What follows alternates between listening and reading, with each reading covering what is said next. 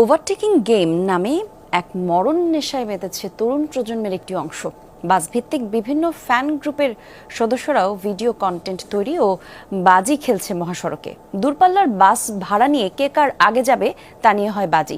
ঝুঁকিপূর্ণ ওভারটেকিং এর ভিডিও ধারণ করতে গিয়ে ঘটে দুর্ঘটনা। আরও জানাচ্ছেন আল আমিন হক অহন।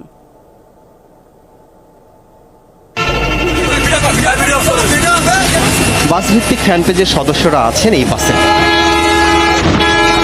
ভিডিও ধারণে ব্যস্ত সবাই। গতি যত বাড়বে ভিডিওর ভিউ তত বেশি হবে। এতে কে মরলো আর কে বাঁচলো তাতে যেন কিছুই যায় আসে না তাদের। গেল 16 সেপ্টেম্বর রাতে এমন 6টি রিজার্ভ বাস কক্সবাজার থেকে ফিরছিল ঢাকায়। দূরপাল্লায় এমন পাগলা গতি তুলতে গিয়েই ঘটে এই দুর্ঘটনা।